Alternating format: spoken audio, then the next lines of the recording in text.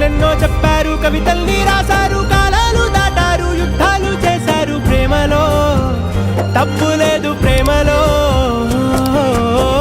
వేల వేల వెన్నెలంత మీద వాలి వెలుగునంత మోయమంటే నేను ఎంత రే.